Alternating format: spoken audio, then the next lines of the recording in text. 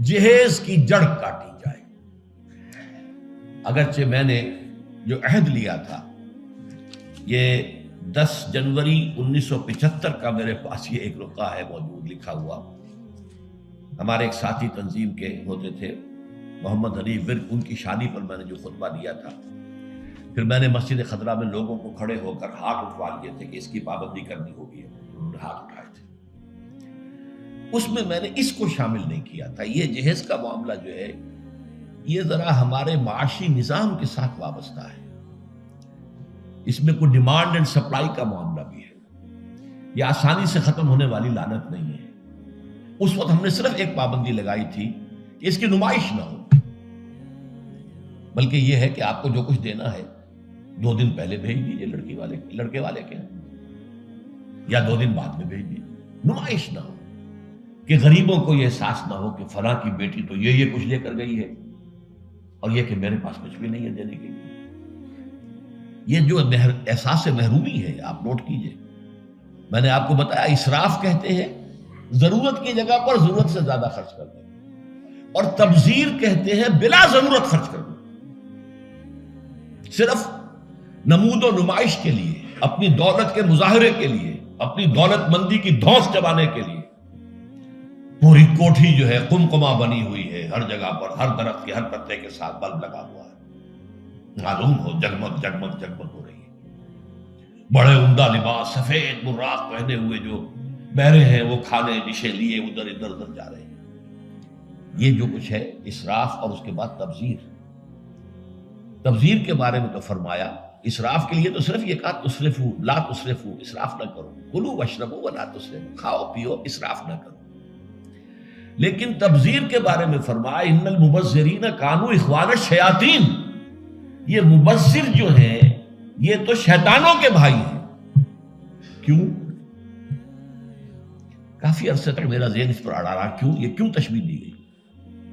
پھر بات کھلی سورہ مائدہ میں جا کر شراب کی حرمت کے ضمن میں الفاظ آئے، انما یرید الشیطان ان یوقع بینکم العداوۃ والبغضاء فی الخمر والمیسر، یہ شیطان یہ چاہتا ہے مسلمانوں کہ تمہارے اندر آپس میں بغض اور دشمنی پیدا کر دے شراب کے ذریعے اور جوئے کے ذریعے۔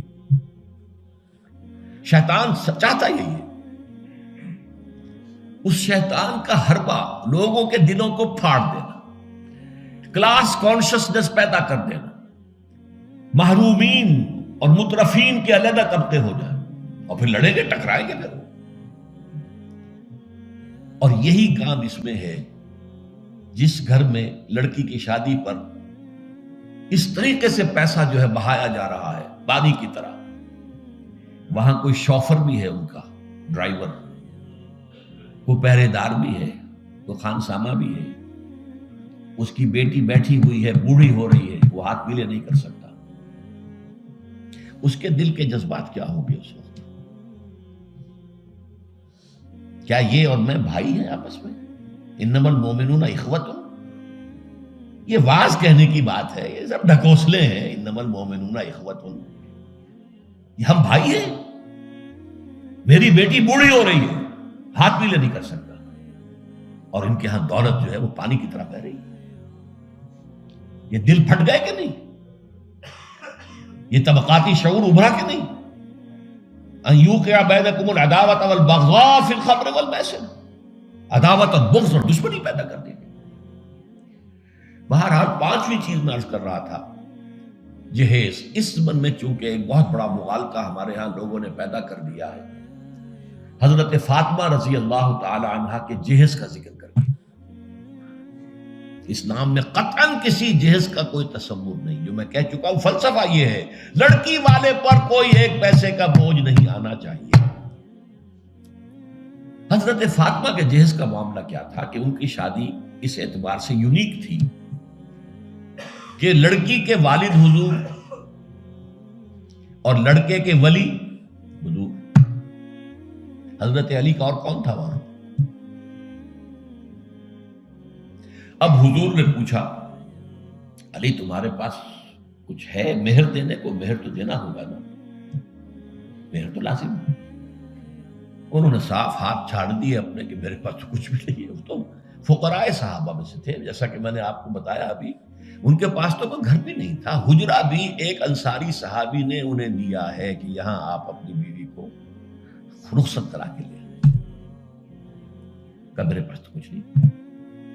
فرمایا تمہارے پاس ایک زرہ ہوتی تھی کہ جی ہاں زرہ تو ہے۔ انہوں نے کہا اصل میں سمجھا کہ زرہ تو ایک ہتھیار ہے، جہاد کے لیے ہے، وہ کوئی دولت تو نہیں ہے۔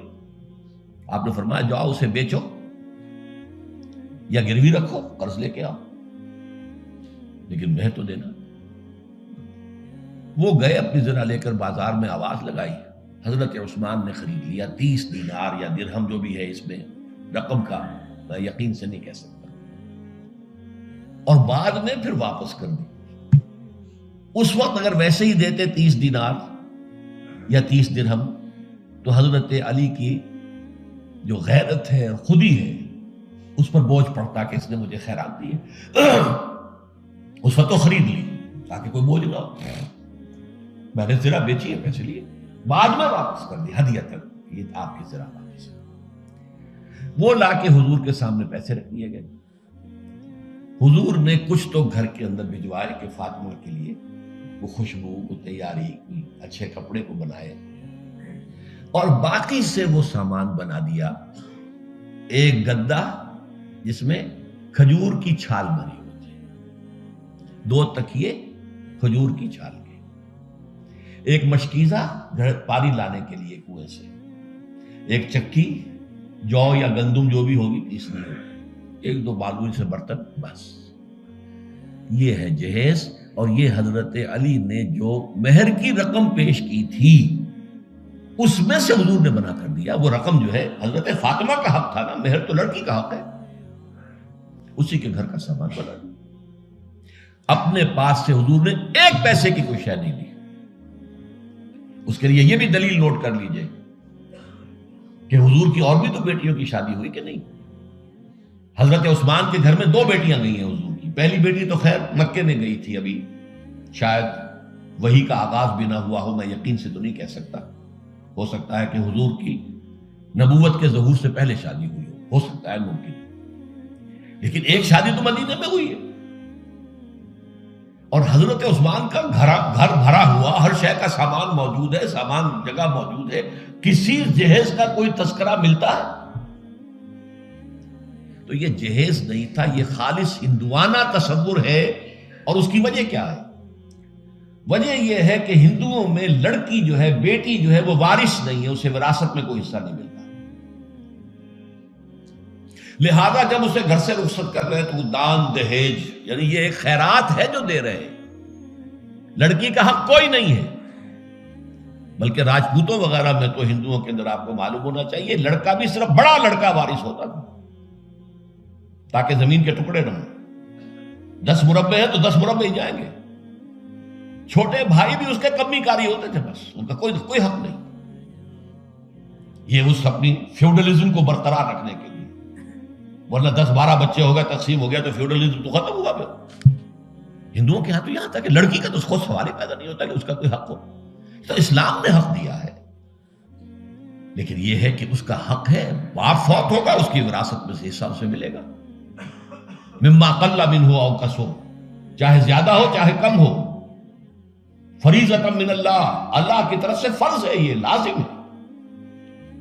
ماں فوت ہوگی، ماں کے اگر کوئی ہے وراثت ہے، اس میں سے بیٹوں کو بھی، بیٹی کو بھی حصہ ملے گا۔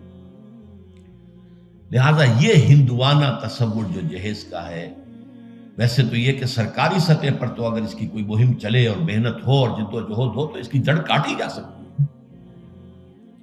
لیکن بہرحال ہم نے جو عہد لیا تھا اور جس پر کہ ہم نے پابندی کرائی ہے وہ یہ ہے کہ کم سے کم اس کی نمائش نہ ہو، دکھایا نہ جائے، تاکہ یہ کہ وہ کچھ محرومی کا تصور جو ہے لوگوں کے اندر پیدا نہ ہو۔ عشق سرکار سے دل جس نے سنوارا ہوگا، اس کی قسمت کا بلندی پہ ستارہ ہوگا، اس کی قسمت کا بلندی پہ ستارہ ہوگا۔ سرکار سے دل